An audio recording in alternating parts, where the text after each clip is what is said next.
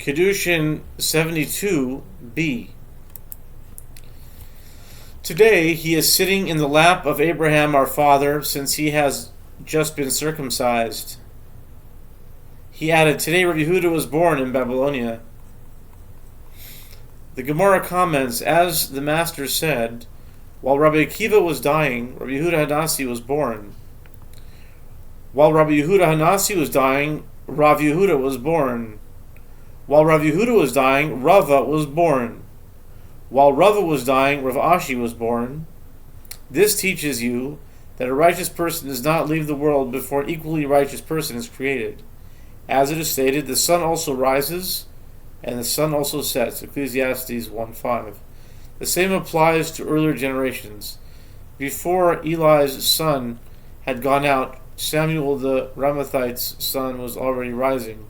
As it is stated, and the lamp of God was not yet gone out, and Samuel was lying in the temple of the Lord. 1 Samuel 3:3, which teaches that Samuel was already prophesying in the days of Eli. The Gemara stated above that Homania is an Ammonite city. The verse states, the Lord has commanded concerning Jacob that they that are round about him should be his adversaries. Lamentations 1:17, indicating that the Jewish people are surrounded by enemies even in its exile. Rav Yehuda says Homania is close to Pum Nahara, which had Jewish residents. The verse states, and it came to pass, when I prophesied, that Pelatiah, the son of Benaiah, died. Then fell I down upon my face, and cried with a loud voice, and said, Ah, Lord God. Ezekiel 11:13. Rav and Shmuel disagreed with regard to the meaning of this verse. One said it should be interpreted for good, and one said it should be interpreted for evil. How so? The one who says that it should be interpreted for good claims it is like that story involving the governor de Istandera of the province of Meshan, who was the son-in-law of Nebuchadnezzar. He sent a message to his father-in-law, from all those captives you have brought for yourself from your wars, you have not sent us anyone to stand before us. Nebuchadnezzar wanted to send him captives from the Jews to serve his son-in-law. Pelatiah, the son of Benaiah, said to Nebuchadnezzar, we who are important shall stand and serve before you here, and our slaves will go there to your son-in-law.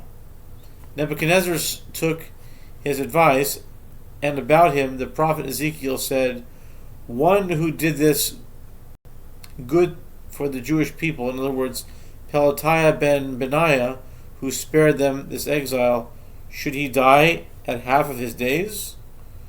The one who says that the verse should be interpreted for evil cites the following verse, as it is written, Then a spirit lifted me up, and brought me unto the east gate of the Lord's house, which looked eastward.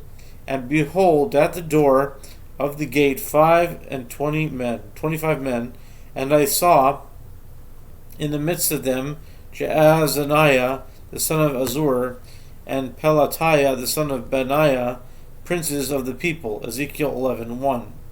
And it is written, and he brought me into the inner court of the Lord's house, and behold, at the door of the temple of the Lord, between the porch and the altar, were about 25 men, and their backs toward the temple, and their faces toward the east. Ezekiel 8:16. The second verse is analyzed in light of the first verse, which states that Pelatiah ben Benaiah was among the 25 people. From the fact that it is stated, and their faces toward the east, don't I know that their backs were toward the west, where the temple was? What is the meaning of when the verse states their backs toward the temple of the Lord? These words hint at another matter, as the verse teaches that they exposed themselves from behind and discharged excrement toward the one above. in direction of the temple.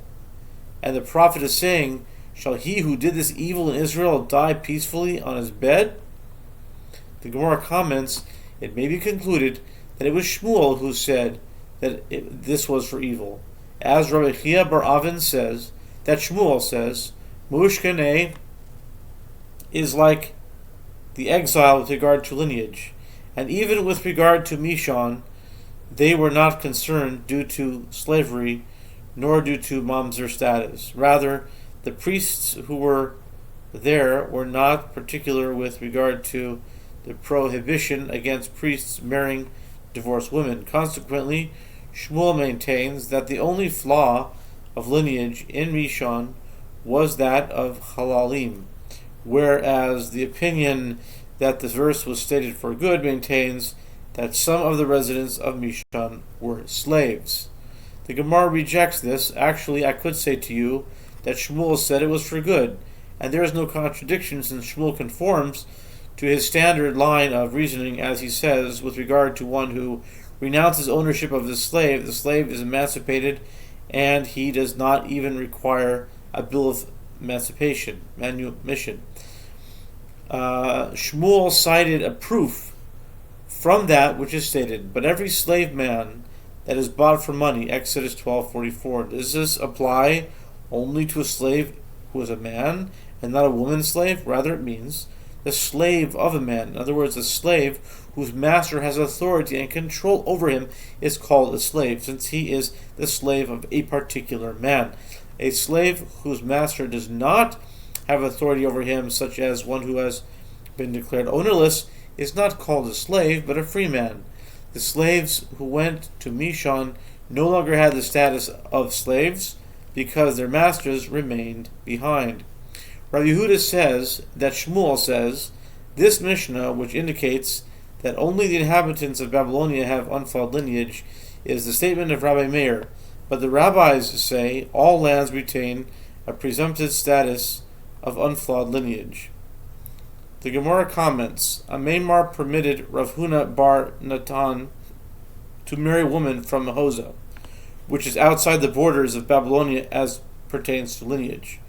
Rav Ashi said to a Maimar, what is your reasoning in allowing him to do so?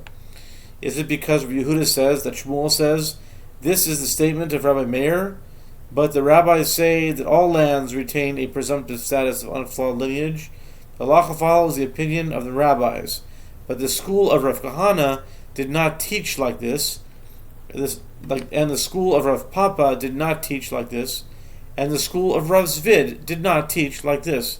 The Gemara comments, nevertheless, despite hearing of all these reports, a Maimar did not accept this halacha from him because he had heard this halacha directly from Rav Zvid of Neharda, upon whom he relied.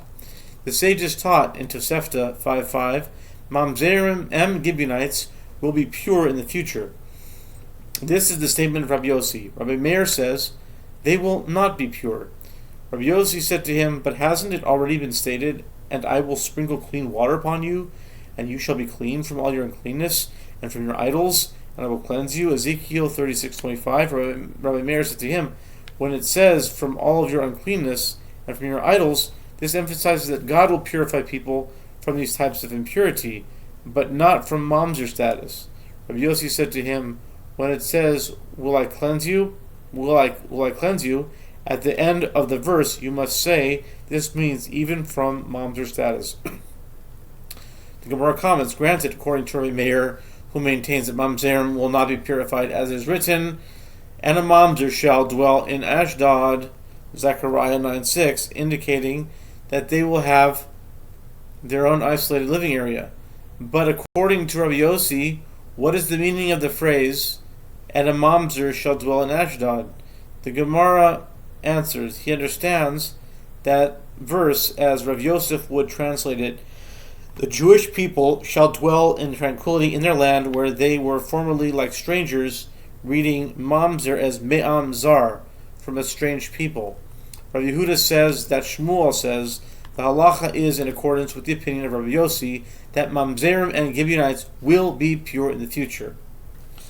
Rav Yosef says if it were not for the fact that Rabbi Yehuda said that Shmuel said that the halacha is in accordance with the opinion of Rabbi Yossi, Elijah would come and remove from us group after group of forbidden people, kolarin, since he would reveal how many mamzerim there are among the Jewish people. The sages taught in Tosefta 5.3, a convert may marry a mamzeret ab initio. This is the statement of Rabbi Yossi. Rabbi Yehuda says a convert may not marry a mamzeret. A convert, an emancipated slave, and a halal are all permitted to marry the daughter of a priest. The Gemara asks, what is the reason of Rabbi Yossi, who deems it permitted for a convert to marry a mamzeret? The Gemara answers, 5 congregations are written, meaning the word congregation appears 5 times in the Torah with regard to various people of flawed lineage who are prohibited from entering the congregation of God.